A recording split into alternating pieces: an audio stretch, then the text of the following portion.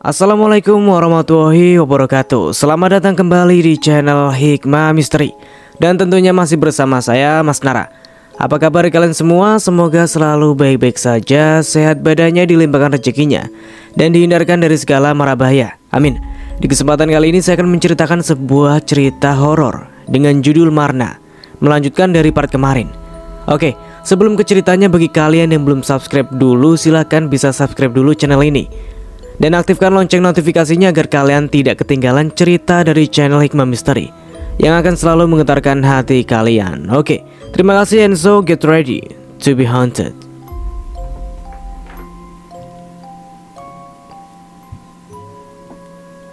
Pilihannya tinggal di desa tentu sudah menjadi tekad bulat. Setelah suaminya meninggal dunia, ditambah lagi setelah keluarga besarnya telah tiada, Marna memilih untuk tetap bertahan di rumah orang tuanya. Karena dahulu ia dibesarkan di rumah selebar 6 meter dengan panjang hampir 28 meter, dengan tinggi bangunan di atas 1,5 meter. Marna menumis sayuran, bumbu, dan daging menjadi satu. Beberapa siung bawang ia iris kecil-kecil, lalu cacahannya ia masukkan ke dalam wajan. Saat daging rusa masak, ia pun membakar terasi dan ikan kering. Dalam budaya Dayak, dahulu dan sekarang, sebagian dari mereka lebih menyukai makan ikan kering dengan cara dibakar daripada digoreng. Setelah semuanya masakannya masak, tidak lupa ia menyisihkan apa yang ia masak dalam piring kecil dan menaruhnya di atas atap. Menurut kepercayaan orang Dayak, apabila membakar terasi dan ikan kering di saat malam, harus menyisakan sebagian masakannya untuk ditaruh di luar rumah. Bisa saja ditaruh di atas atap atau dilempar ke bawah rumah. Tujuannya agar roh-roh halus penjaga hutan tidak marah. Karena bagi mereka, mencium bau terasi ataupun ikan kering dibakar sama saja seperti mengundang mereka datang. Usai menyiapkan masakannya, Marna menambahkan minyak tanah pada lampu templok. Lampu yang terbuat dari kaleng diberi sumbu yang terhubung ke minyak tanah, dan bagian ujung sumbunya dibakar sebagai penerangan ruangan. Marna juga menghidupkan obat nyamuk dan dia letakkan di beberapa sisi bangunan untuk mengurangi jumlah nyamuk yang masuk ke dalam rumah betang yang super luas dan besar itu.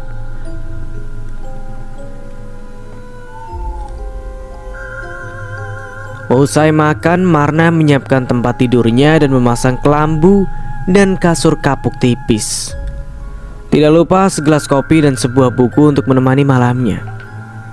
Kabel kecil satu colokan ia arahkan masuk ke lambu untuk menghidupkan notebooknya. Saat ini sedang fokus mengerjakan beberapa tugas survei.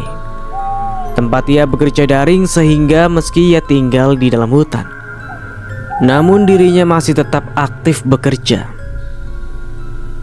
Saat sedang mengetik beberapa laporan survei, tiba-tiba saja Marna mendengar suara seperti orang yang sedang memanjat rumahnya.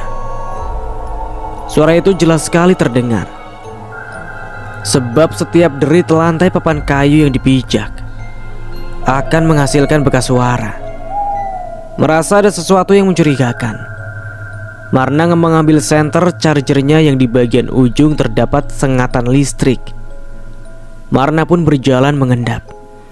Ia pun segera mematikan semua pencahayaan yang ada di dalam rumahnya, terutama lampu teplok dalam rumahnya. Tujuannya agar orang dari luar tidak bisa melihatnya dari dalam. Dengan jeli, mata dan telinga Marna mendengarkan tiap bunyi yang bergerak mengikuti tekanan lantai yang terbuat dari papan kayu.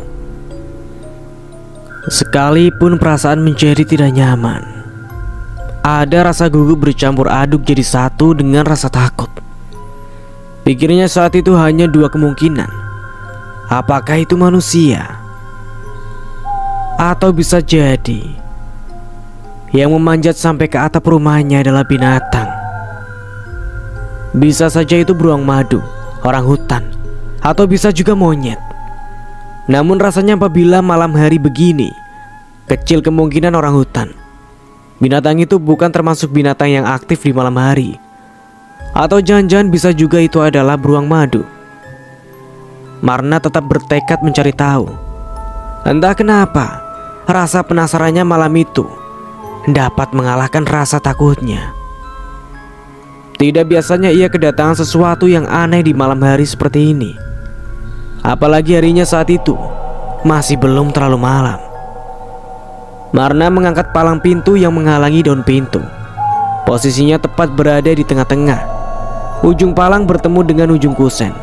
Palang pintu sebesar 2 kali pergelangan tangan orang dewasa. Palang pintu rumahnya terbuat dari kayu ulin dengan ukuran 6 x 9 cm dan panjangnya 1 meter. Palang pintu tersebut digunakan sebagai pengunci pintu utama agar tidak mudah diterobos dari luar oleh siapapun. Apakah palang pintu ini efisien untuk menghalangi seorang bisa masuk rumah? Bagaimana dengan kekuatannya? Jangan ditanya. Kunci palang pintu yang terbuat dari kayu ulin sepanjang 1 meter lebih itu sangatlah kokoh. Jika sudah dipasang di tengah pintu, manusia dengan kekuatan normal meskipun 3 orang sekaligus, walaupun berusaha mendobraknya, maka tidak ada yang akan sanggup membuka ataupun mematahkan palang kunci itu. Sebab kayu ulin termasuk salah satu kayu terkuat di dunia. Bahkan oleh beberapa negara, kayu ini dijuluki dengan nama kayu besi.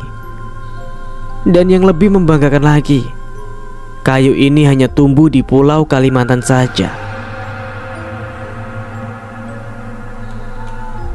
Saat palang pintu dibuka, Marna membawa palang pintu itu untuk pertahanan dirinya. Kini ia memiliki 2 senjata yang siap untuk melindungi dirinya dari serangan. Rumah betang rumah ini cukup tinggi. Apabila di total tingginya hampir 6 meter dari tanah sampai ke ujung atap. Marna berjalan mengendap-endap keluar dari rumah. Ia memutari teras. Meskipun rasa takutnya membuncah di dalam dadanya, ia coba memperhatikan dengan seksama sekelilingnya. Namun betapa dirinya terkejut. Ternyata di atas atap rumah tengah duduk santai sesosok seorang wanita. Setelah yakin bahwa ada orang di atas atap rumahnya, dia pun coba mengambil ruang pandang yang lebih luas. Betapa lega dirinya saat mengetahui ternyata di atas atapnya adalah Nenek Lahei, wanita yang tadi pagi datang meminta kopi. Marna tersenyum sendirian. Dia pun menegur nenek tersebut. "Apa yang Nini lakukan di situ?" "Nini tadi lewat sini." "Oh, kok ada bau makanan? Enak kayaknya. Ya sudah, Nini mampir saja sekalian." Marna turut jua memanjat atap rumahnya, dan ia pun duduk persis di samping Nenek Lahei. "Kenapa tidak mengetuk, Nih?" Nenek Lahei hanya menggeleng. "Aku sedang makan ini," ucapnya. Giginya yang masih utuh tertata rapi itu dengan lahapnya makan makanan yang tadi disisihkan oleh Marna. "Marna ambilkan saja ke dalam, Nih. Ini tadi Marna buat untuk..." saut Marna. Belum sempat ia menyelesaikan perkataannya, Lahei langsung memotong. "Tidak usah, Nini sudah kenyang. Jangan mengambil persediaan makananmu di rumah. Yang tadi ini saja biarkan untuk Nini." Nenek Lahei menyuap demi sesuap nasi. Melihat Nenek Lahei yang tampak lahap memakan nasi, Marna berniat untuk turun ke bawah mengambil air. "Mau kemana?" "Mau ke bawah, Nih." "Mau ambil air minum?" "Iya, Nih." "Jangan." Lahei memberi isyarat dengan tangan, lalu membongkar isi dalam lanjungnya. "Nini sudah punya minuman sendiri." Air minum Nenek Lahei ia kemas dalam kemasan plastik gula. Air itu tidak ditempatkan dalam botol, melainkan hanya plastik tipis transparan. Wanita tua itu melubangi ujung plastik, lalu ia pun membuka mulutnya, membiarkan air dalam kemasan plastik tipis itu mengucur langsung ke dalam tenggorokan.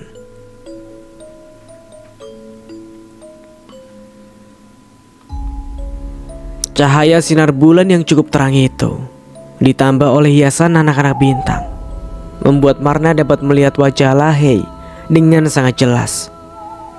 Wajah tua dengan keriput di bagian bawah mata, serta kulit tangan yang sudah tidak lagi halus, mengingatkan Marna pada sosok neneknya sendiri. "Terima kasih anakku, enak sekali. Lama sekali Nini tidak makanan terasi bakar," ucap Lahey sedang matanya melihat bulan yang bulat sempurna. Cahaya terangnya membuat seisi alam berwarna ungu terang. "Apa yang membuatmu kembali ke rumah? Bukankah di kota lebih nyaman?" Marna tersenyum. Jika menjelaskan lebih nyaman di kota ataupun di desa, rasanya lebih nyaman di kota. Namun entah kenapa, ada panggilan dalam hati. Ia merasa tenang saja apabila tinggal di desa. Ia bisa menjaga rumah leluhur, menjaga makam ayah, ibu, keluarga dan saudara. Apabila ia pindah ke kota seperti dahulu yang ia sekolah, ia berpikir siapa yang akan menjaga makam keluarganya. Belum lagi statusnya sebagai seorang janda, tidak ada anak. Rasanya Marna ingin menghabiskan sisa hidupnya di kampung, tempat di mana ia lahir dan dibesarkan. "Dulu sebelum kamu pindah ke sini, Nini sering mampir dan singgah di rumah ini. Nini sering diberi kopi oleh ibumu. Katanya anaknya di kota sering mengirim kopi. Nini sering singgah ke sini. Keluargamu sangat baik." Marna tersenyum. Ada rasa bahagia mendengar orang lain yang memuji mendiang keluarganya. Namun semua orang menjadi terkejut saat mengetahui keluargamu satu rumah meninggal dunia secara bersamaan. Tidak ada lagi orang baik yang menyiapkan minuman kopi untuk Nini. Tapi setelah kamu datang, sekarang Nini sudah bisa minum kopi lagi. Mata Marna berkaca-kaca. Cerita Nini tentang keluarganya membuat ia rindu dengan ibunya. 1 bulan lalu kemudian keluarga besarnya yang berjumlah lebih dari 12 orang. Mereka semua mendiami rumah ini. Tentu saja membuat ia terkejut dan luar biasa. Saat pulang ke rumah, ia mendapati seluruh keluarganya sudah tidak ada. Nini heran, ada saja orang jahat yang merusak kelestarian serta kehidupan hutan yang menjadi tempat kita berlindung. Hutan bagi Nini adalah rumah besar, dan orang-orang serta hewan di dalamnya adalah penghuni rumah besar ini yang secara langsung kehidupannya bergantung dengan hutan. Suara deru motor samar-samar terdengar dari kejauhan. Nenek Lahey menghentikan pembicaraan, lalu mendengarkan dari mana arah suara motor tersebut. Marna yang paham mengikuti isyarat dari Lahey agar diam. Ia juga ingin tahu apakah suara motor tersebut sedang menuju ke rumah ini. Dalam beberapa hari, Marna memang sering mendengar suara motor lewat lalu lalang di sekitaran rumahnya yang jaraknya sekitar 30 meter dari jalan. Suara motor tersebut begitu sangat familiar, sebab suara yang bising serta jumlahnya yang banyak, karena deru suara motor yang bersaut-sautan. Beberapa hari ini, sepertinya kita kedatangan beberapa orang yang niat hatinya tidak baik. Siapa nih? Entahlah, mungkin saja orang itu ada di pikiranmu juga. Marna menggeleng. Ia duduk sambil memeluk lututnya. Suasana angin malam itu terasa sangat dingin, menusuk ke dalam pori-pori kulit. Apa mereka ya yang 2 bulan lalu yang meracuni sungai kita? Lebih dari itu, mereka bisa saja golongan yang lebih jahat dari itu. Suara motor yang tadi samar-samar terdengar jauh, kini semakin lama suaranya semakin terasa mendekat. Lalu suara itu tiba-tiba lenyap begitu saja. Marna yang sedikit merasa tidak nyaman hatinya mencoba menoleh ke kanan dan ke kiri. Ia yang sedang duduk di atas atap dapat melihat dengan jelas suasana di sekitar pekarangan rumah sampai ke pinggir jalan. Letaknya posisi Marna yang tinggi di atas atap sangat membantu dirinya memantau suasana malam itu yang terang oleh cahaya di bulan September. Hutan kita yang seharusnya dijaga, sungai yang harusnya dilindungi dengan segala kemurniannya, sebagai ladang tempat sumber kehidupan di dalamnya, justru mereka rusak hanya demi mencari uang yang jumlahnya juga tidak seberapa.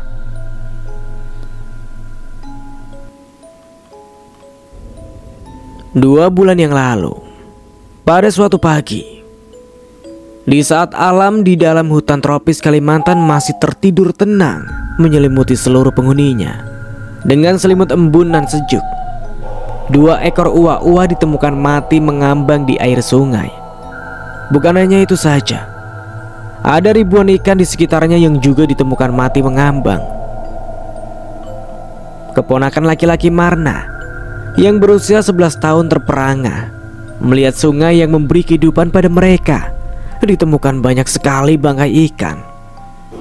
Melihat banyaknya ikan mati, Adai melompat mencebur ke tengah sungai. Anak itu mencoba menangkap seekor ikan toman yang mengambang. Adai berenang mendekatinya.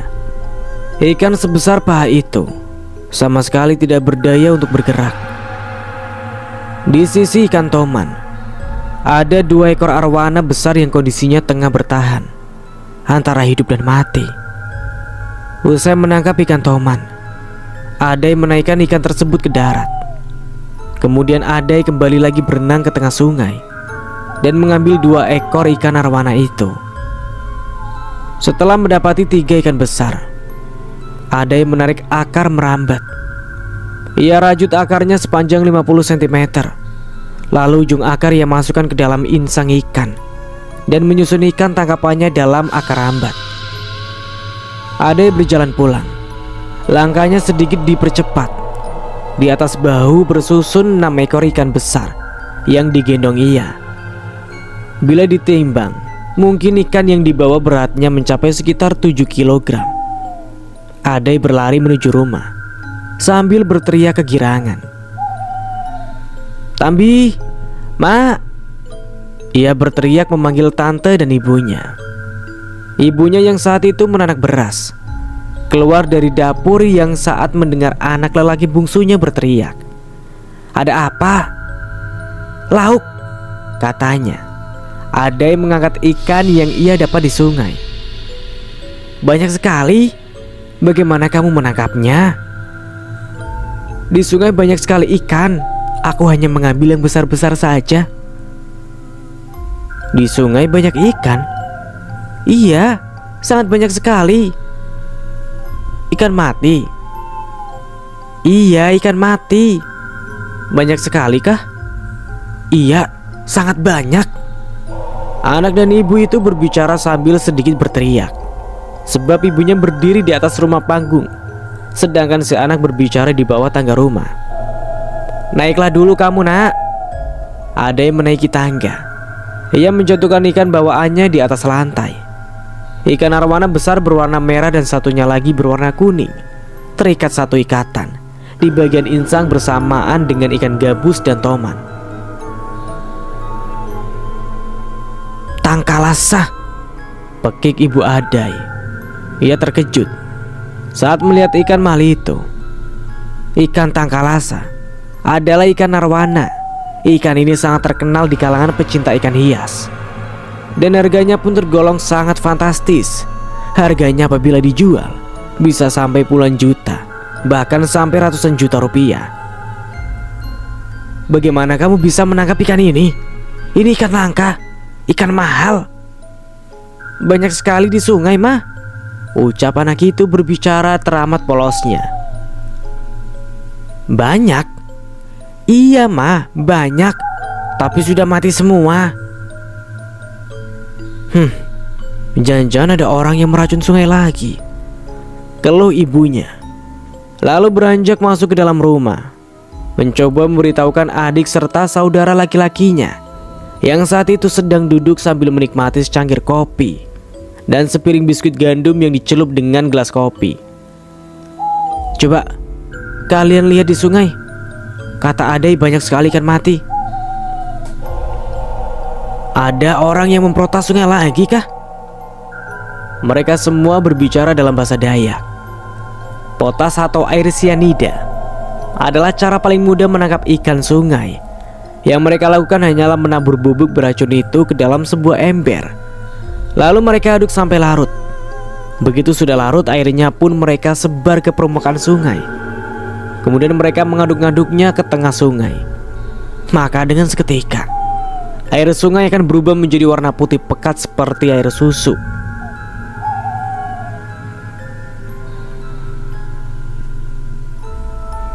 Menabur racun sianida di sungai yang mengalir adalah teror paling menakutkan bagi masyarakat Dayak pedalaman. Selain bisa membunuh manusia, kegiatan itu juga dapat mematikan semua penghuni sungai, mulai dari ikan, kura-kura, biawak, serta membahayakan beberapa kehidupan binatang darat yang biasa menjadikan air sungai sebagai tempat mereka minum. Seandainya mereka mencari ikan dengan cara yang benar, ikan di pedalaman hutan sangat mudah sekali didapat. Hanya dengan menjala, memancing pun memasang perangkap ikan. Bahkan pada malam-malam hari, udang-udang sungai yang dagingnya terkenal manis dan lezat sangat mudah sekali ditangkap, meskipun hanya menggunakan tangan kosong. Populasi ikan sungai sangat berlimpah ruah di hutan ini. Namun, keserakahan manusia terhadap alam benar-benar telah merusak kelangsungan ekosistem, khususnya sungai. Dengan racun potas, seluruh ikan di sungai akan dengan cepat mengambang dengan sendirinya.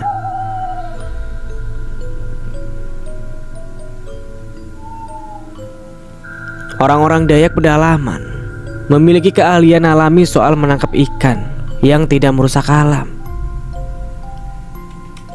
Beberapa orang anggota keluarga laki-laki bersiap turun ke sungai. Di pinggang kiri mereka terikat dengan parang mandau. Mereka turun berlari. Sudah menjadi kewajiban para pemuda Dayak untuk selalu menjaga tanah dan wilayahnya.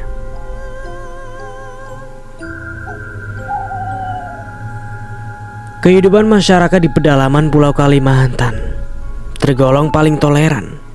Mereka selalu menghormati siapa saja yang datang ke tanah mereka. Orang-orang dari suku Dayak bukanlah seperti suku primitif yang sering kita lihat di televisi, bisa menyerang orang asing. Tetapi mereka justru sebaliknya, akan memperlakukan siapa saja orang asing yang datang dengan cara penuh hormat. Maka tidaklah heran apabila kamu tersesat di tengah hutan, lalu bertemu orang-orang Dayak pedalaman, maka dipastikan kamu akan selamat. Bukan hanya selamat saja, kamu juga akan diperlakukan sangat agung bagi mereka.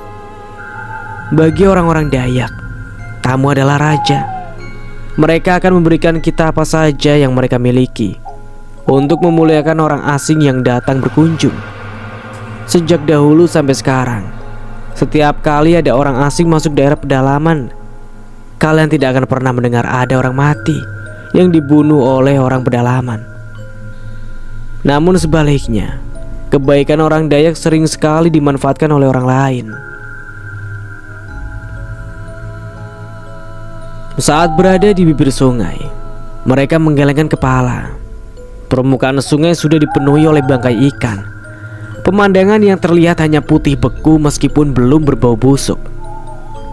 Jika terus-terusan begini, habislah nanti semua ikan-ikan di sungai, keluh laki-laki tengah baya. Wajahnya terlihat geram dan marah. Meracun bukan hanya membunuh ikan besar, tapi menghabiskan semua ikan-ikan yang kecil juga. Menurut paman, siapa pelakunya? Entahlah, siapa pelaku ini? Mereka sepertinya meracuni dari atas. Bekas air racunnya baru mengalir ke bawah dan meracuni apa saja di bawahnya. Beritahu semuanya, satu hari ini jangan ada yang mandi di sungai Jangan ada yang mengambil air untuk minum ataupun mandi, kecuali hari ini turun hujan. Perintah sang paman. Kedua orang lelaki itu pun beranjak pulang. Saat mereka pulang ke rumah, terdengar suara tangisan menjerit. Suara itu berasal dari suara istrinya. "Ada apa?" Pamannya Marna melompat berlari lebih cepat. Ia pun memanjat tangga rumah. Betapa orang tua itu terkejut saat ia masuk ke rumah. Mulut Ade mengeluarkan busa. Anak lelakinya seperti sedang mengalami keracunan. Ia tadi sempat terteguk air sungai saat menangkap ikan. Aku akan cari air kelapa muda dulu. Ayo pak, cepat, anak kita pak." Semua orang di rumah dibuat kalang kabut. Beberapa orang langsung melompat keluar rumah, mencoba mencari pohon kelapa. Sementara ini, air kelapa sajalah satu-satunya cara untuk membuang segala racun yang sudah terlanjur tercampur ke dalam aliran darah orang yang sedang keracunan. Di rumah itu tidak ada motor mobil. Ayah Adai coba berusaha lari sekuatnya. Ia tahu hanya ada satu pohon kelapa yang paling dekat di sekitar rumahnya, dan itu pun jaraknya kurang lebih 1 kilometer. Ada yang sedang sekarat, mulutnya mengeluarkan busa. 11 orang penghuni rumah melakukan segala cara supaya racun yang ada dalam tubuh Adai tidak menyebar. Mama Adai coba memberi air beras, memberinya air minum hingga lain sebagainya. Ada yang masih belum juga terselamatkan. Tiba-tiba saja salah satu anggota keluarga yang saat itu melihat Adai ikut tumbang tanpa sebab. Ia juga mengeluarkan busa yang sama seperti Adai. Melihat apa yang sedang terjadi, semuanya semakin panik. Kala ini bukan hanya 1 atau 2 orang saja, bahkan seorang balita juga ikut mengeluarkan busa dari mulutnya. Semua orang yang sudah panik mendadak menangis histeris. Hingga akhirnya semua pun jatuh tumbang dan menemui ajalnya satu persatu. Air yang diracun menggunakan potas ternyata bukan terjadi pagi, melainkan sudah sejak malam tadi.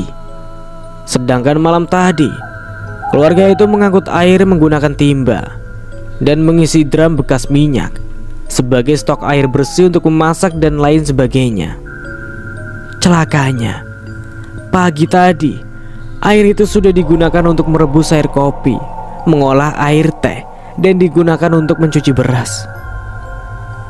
Paman Marna masih berlari untuk mengambil air kelapa. Dia mulai merasakan sakit kepala yang luar biasa. Dadanya mendadak menjadi sesak, seolah ada sesuatu yang besar di dalam jantung yang menyumbat aliran darah. Paru-paru lelaki itu sulit untuk mengembang menampung oksigen. Lehernya menjadi biru dengan seketika. Namun di matanya, yang ia ingat dan dibayang-bayang adalah wajah anaknya yang saat ini sedang sekarat. Pohon kelapanya yang dicarinya sudah ia dapatkan. Tinggi pohon itu kurang lebih 7 meter. Namun lelaki itu memaksakan dirinya untuk naik ke atas demi memetik buah kelapa tersebut. Kaki dan lengannya menjadi terasa kaku. Namun sudah kepalang tanggung. Ia sudah menaiki pohon itu setinggi lebih dari 3 meter. Gumpalan busa keluar menerus tanpa henti dari mulutnya. Lelaki tersebut kehilangan keseimbangan. Kedua tangannya tidak mampu lagi memeluk pohon. Seketika tubuhnya menjadi tumbang dan airnya jatuh. Lelaki tersebut mulai sekarat.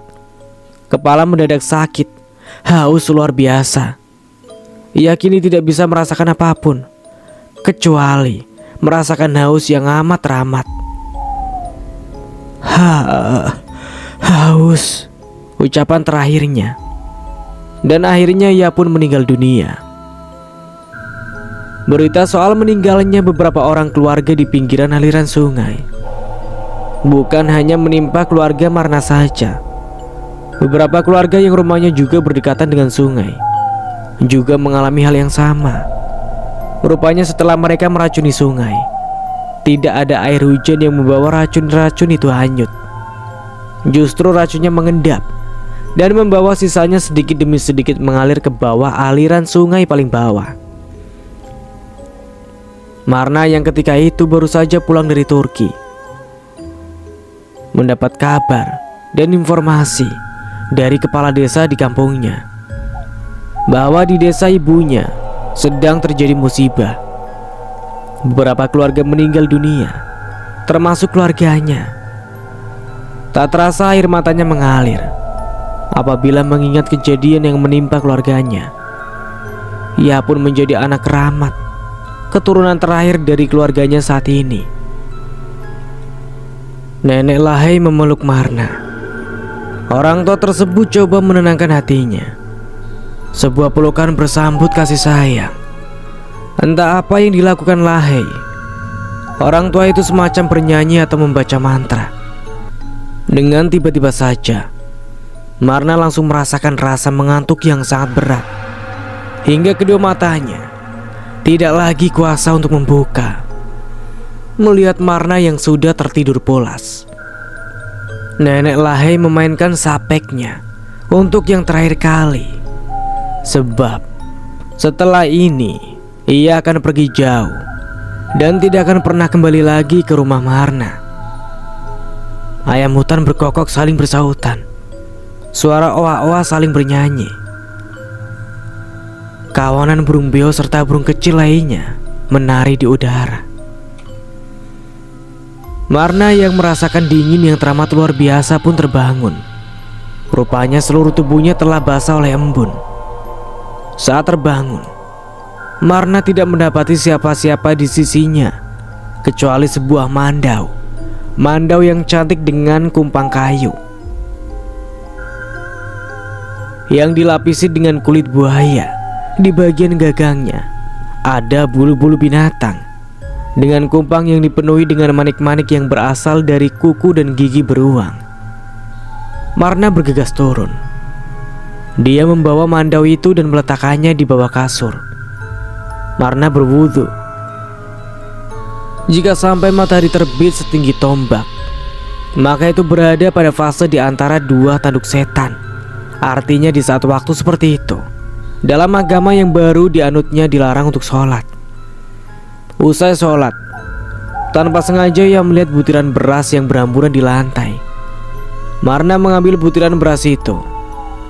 Namun anehnya, butiran itu berbau mirip tape. Marna mencoba mengingat kejadian malam tadi. Rasanya tidak ada yang aneh, kecuali ia tertidur di atas atap bersama Nenek Lahai. Marna turun dari rumah, berniat untuk mandi ke sungai. Namun keganjilan demi keganjilan terlihat. Di halaman rumahnya, ia melihat ada bekas jejak roda sepeda motor. Marna yang penasaran coba memperhatikan ke sekeliling halaman. Apakah ada sesuatu yang aneh terjadi pada malam tadi tanpa sepengetahuan dirinya? Saat ia mencari tahu ke sekeliling halaman rumahnya, tiba-tiba saja di belakang terdengar seseorang yang menegurnya. "Hei, kamu!" Suara lelaki itu nadanya seperti ancaman. Marna menoleh, dan ia melihat ada 4 orang laki-laki berpawakan besar. Usia mereka rata-rata di atas 40 tahun. Postur serta wajah sangat detail menjelaskan umur mereka.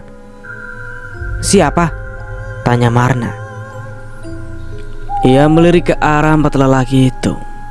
Di setiap pinggang mereka terselip senjata tajam. "Tidak usah terlalu banyak bertanya. Kamu bisa bantu kami memasak." Sebagai wanita yang hidup sendiri tanpa tetangga, pilihan untuk lari dan pergi sepertinya bukanlah pilihan terbaik. Sebab ia tahu keempat orang lelaki itu adalah orang asing. Sekalipun ia berlari, mereka pasti akan dengan mudah menangkapnya. Pilihan terbaik yang bisa ia ambil saat ini adalah pasrah dan jangan melawan. "Bisa," balas Marna.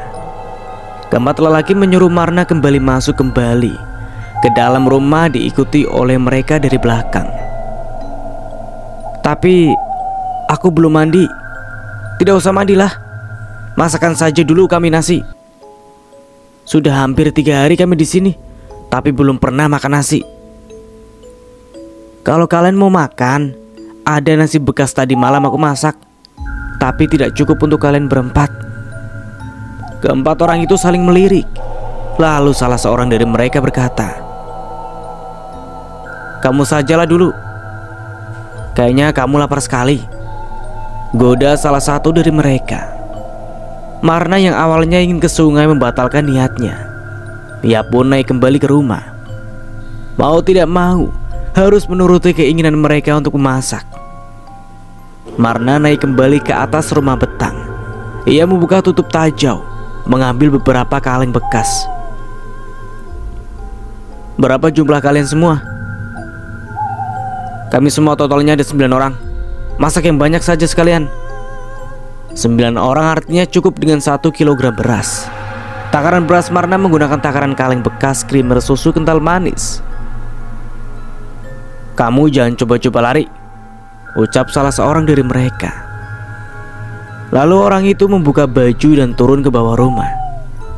Ia mengambil gayung dan mengguyur tubuhnya dengan air talangan air hujan. "Apa kalian akan membunuhku?" "Membunuhmu? Tergantung. Yang pasti kami tidak akan menyakitimu. Tapi kalau kamu berusaha lari, bisa saja kami akan membunuhmu," ucapnya lagi. Seorang dari mereka memperhatikan Marna yang sedang menuang beras ke dalam panci. Salah seorang dari mereka menghidupkan perapian dan mengambil air bersih yang sudah dimasukkan ke dalam teko air. Minyak tanah disiram ke atas tumpukan ranting kayu. Lalu korek api dihidupkan. Dengan seketika api menyambar, membakar semua ranting kayu yang sebesar pergelangan tangan anak kecil. "Kemana keluargamu yang lain?" Setelah ranting terbakar merata dan sebagian telah menjadi arang, lelaki tadi lalu menaruh teko air yang bagian luarnya hitam pekat oleh abu. "Mereka sudah meninggal. Mati karena keracunan air sungai kah?" Tangan Marna gemetar. Bukan karena takut, tapi karena mereka secara gamblang mengatakan mati akibat keracunan. Api yang besar dengan cepat membuat teko air yang terisi air mendidih. Lelaki tadi mengambil 5 gelas kaca yang sudah diisi gula dan kopi, sedangkan 1 gelasnya lagi diisi dengan 1 kantong teh. Saat air dituang, aroma kopi begitu pekat dan nikmat. 4 gelas kopi sudah dihidangkan. 1 gelas teh diberikan pada Marna. "Dari mana kalian bisa tahu?" "Beberapa bulan yang lalu, ya, salah seorang kami bekerja di tambang. Aku waktu itu ikut juga membantu mereka yang meninggal. Lebih dari 24 orang, termasuk keluargamu. Sebelumnya, kamu pernah ke sini?" Lelaki itu mengangguk. "Bukan cuma itu, aku juga saat itu yang ikut mengubur keluargamu." "Kenapa aku tidak melihatmu?" Tersenyum lelaki itu. "Aku yang melihatmu." Secangkir air dia sodorkan pada Marna. "Tidak usah, aku tidak minum teh," ucap Marna. Ia lalu mengambil beberapa bumbu, lalu menguleknya sampai halus. "Mau masak apa kamu?" "Ada sisa paha rusak, mau aku goreng." "Oh, aku kira kamu suka teh, karena aku lihat ada sekantong teh celup." "Tidak apa, simpan saja di situ. Nanti aku akan meminumnya." "Kamu marahkah dengan kami?" Marna menggeleng. "Kami ini perampok. Tapi tenang, kami tidak akan merampokmu." "Kenapa kalian ke rumahku?" tanya Marna lagi. Lelaki itu menghidupkan sepucuk rokok dan menghisapnya, lalu mengembuskan asapnya kembali dari hidung. Semalaman pondok kami didatangi kawanan beruang dan babi. Kami pun lari. Kami rasa tinggal di hutan seperti ini tidak aman jika tempat tidurnya berada di tempat yang rendah. Oh, pantas saja, saut Marna. Ia pun paham kenapa ia yang menjadi sandera mereka. Sebelumnya mereka sudah tahu bahwa di rumah itu Marna tinggal hanya seorang diri. Kamu tidak keberatan kan? Kecut Marna. Mana teman-temanmu yang lain? Itu lagi tidur. Semalaman tidak bisa tidur. Jaga-jaga khawatir diserang beruang lagi. Siapa yang akan kalian rampok? Rumah tingkat di sisi bukit. Rumah Haji Ocha. Haha, iya, rumah Haji Ocha, si juragan pembeli emas mentah. Sudah berapa lama kalian di sini? Ya, sudah hampir 4 hari. Kapan rencana kalian mulai merampok? Mungkin nanti malam. Kami lagi menunggu mobil dari kota. 5 orang teman kami sekarang lagi merental mobil pick up. Apa kalian akan membunuh Haji Ocha dengan keluarganya? Ya, tergantung seperti apa kondisinya. Dia orang baik. Keluarga mereka sering berbagi-bagi kebutuhan pokok dengan warga. Terdiam perampok itu. Tidak ada sepatah kata yang keluar dari mulutnya. Jika kalian merampok, ambil saja barangnya, tapi pastikan jangan sampai melukai atau terbunuhnya si pemilik rumah. Kasihan mereka sudah tua. Kenapa harus bekerja menjadi perampok? Bukankah di sini banyak pekerjaan yang dapat membuat kalian kaya? Pertanyaan Marna membuat lelaki itu bingung harus menjawab apa. Zaman sekarang cari kerja itu susah. Jangankan yang halal, yang haram saja susah. Saut si perampok. Cari yang haram aja susah. Ya, karena kalian terbiasa cari uang dengan cara yang haram, balas Marna ketus. Ia pun langsung berdiri menuju tungku perapian yang apinya masih menyala. Kemudian ia menaruh panci yang berisi 2 kg beras. Sebab akan ada 5 orang lagi yang akan bergabung. Ya, bagaimana lagi? Perampok itu tidak ingin berdebat. Perampok itu meninggalkan Marna dan mendatangi keempat kawanannya. Lelaki itu duduk, sementara 4 kawanannya tertidur. Matanya terus memperhatikan Marna. Ia tidak ingin sampai lengah membiarkan wanita itu kabur. Marna memenuhi keinginan para perampok itu. Ia memasak untuk keempat orang perampok tersebut. Namun, ia pun mencari peluang terbaik agar bisa melarikan diri dari rumahnya. Bila kamu ingin pergi melarikan diri, sebaiknya urungkan saja niatmu. Sebab kami juga hanya ingin kamu menjaga rahasia kami. Ya, yang pasti kami tidak akan melakukan apapun selain menumpang tempat tinggal di rumahmu selama 2 hari ini saja. Langit tiba-tiba saja menggelap.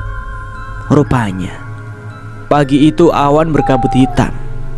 Suara dentuman kilat terdengar. Alam kembali riuh oleh angin. Burung-burung berterbangan kembali masuk ke dalam sarang. Begitu juga dengan binatang hutan lainnya, mencari tempat berlindung dari timpaan air hujan. Kawanan ikan sesekali timbul ke air. Mereka adalah ikan-ikan kecil yang selamat dari racun. Saat racun mengalir di atas sungai, ikan-ikan yang masih hidup itu sedang berada di kedalaman air yang tidak dapat dijangkau oleh racun. Awan yang awalnya berarakan mulai menggumpal. Disambut suara petir menggelegar, memecah gumpalan awan hingga menumpahkan airnya ke tanah.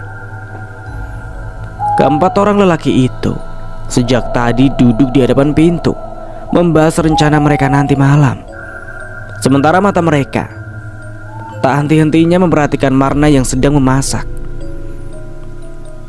30 menit berlalu. Makanan yang dimasak Marna telah matang. Keempat orang perampok itu mulai mengisi tempat duduk mereka. Hanya Marna yang mengambil tempat duduk cukup jauh dari mereka berempat.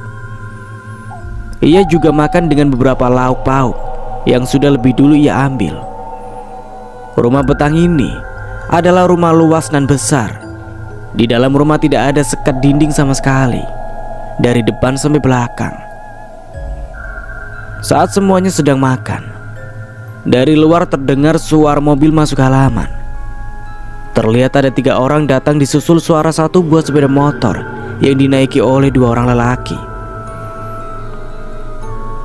Marna menghentikan aktivitas makannya. Ia pun bangkit mencari tahu siapakah gerangan yang datang. "Rawen datang," ucap salah seorang mereka. Rawen merupakan pemimpin kelompok sekaligus pemilik ide rencana perampokan. Kelima orang lelaki yang baru datang menaiki anak tangga. Tubuh mereka basah oleh hujan. Salah seorang dari mereka memperhatikan Marna dengan mata yang genit. Ia seolah merasa memiliki budak. Di kepalanya lahir sebuah imajinasi yang tak pantas. Dia membayangkan Marna sedang tidur dengannya. "Jangan ada yang bertindak macam-macam.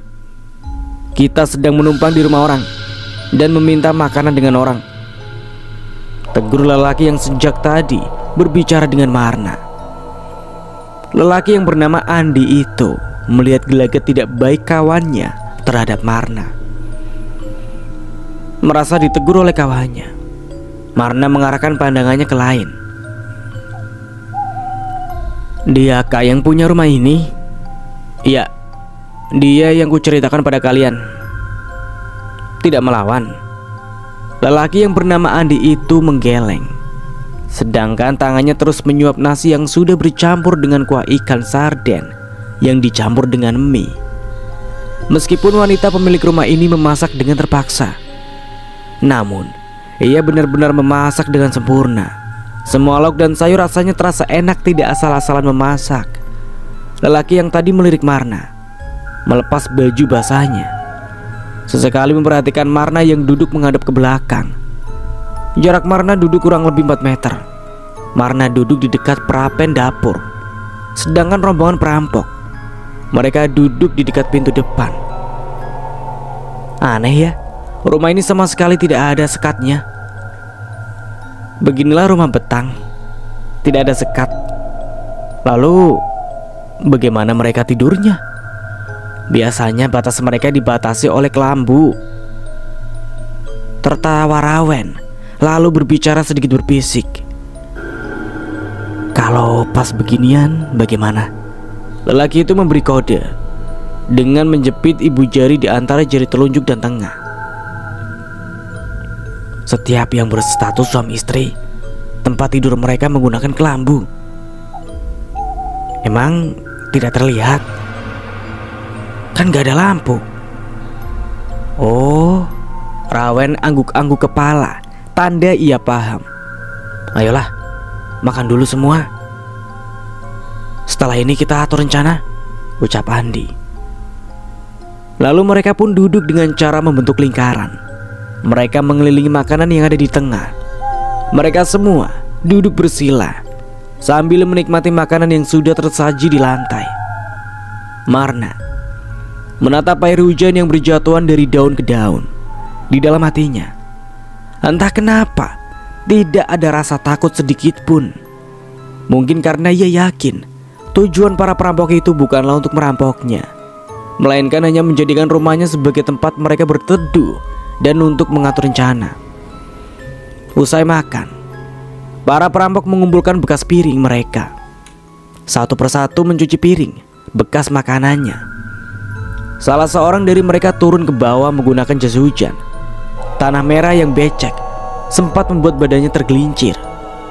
Beberapa kali jalannya terseok-seok sampai akhirnya sampai ke mobil pick up. Lelaki itu membawa 5 kg beras dan 1 sap telur. Ini untuk kamu, mengganti beras yang tadi kami makan," Tidak ada sepatah kata yang keluar dari Marna. Semenjak para perampok itu datang semua, ia hanya diam saja. Sejak tadi, sama sekali tidak ada aktivitas yang dibuatnya. Ia hanya duduk di depan pintu dapur dan membiarkan hembusan air hujan yang dibawa angin berhembus ke wajahnya. 9 parang mereka persiapkan. Setiap golok memiliki sarungnya sendiri. Golok-golok yang mereka bawa terlihat mahal dan tajam. Marna melirik aktivitas mereka. Dalam hati Marna memiliki kesimpulan bahwa mereka memang spesialis rampok yang sering menyatroni rumah-rumah orang kaya. Pemimpin mereka yang bernama Rawen membagikan senjata api jenis soft gun. Senjata api itu hanya ada 3 unit. Satu dipakai untuknya sendiri, satunya untuk lelaki ramah yang bernama Andi. Yang ketiga untuk lelaki yang sejak tadi selalu memperhatikan Marna. Kalau hujan begini, kita eksekusinya jangan terlalu malam. Jam 8 kita langsung sikat saja, ucap Rawen. Lelaki itu duduk bersila di teras rumah sambil sesekali menggosok goloknya yang mengkilap. Semua anggotanya saat itu sedang berkumpul bersama. Namun satu orang yang memang ditugaskan mengawasi Marna duduk sedikit jauh dari mereka. Sampai di sini dulu ceritanya. Nantikan kelanjutan ceritanya di part berikutnya. Dari saya mohon maaf bila ada salah kata, akhir kata. Wassalamualaikum warahmatullahi wabarakatuh. Sampai jumpa di video berikutnya.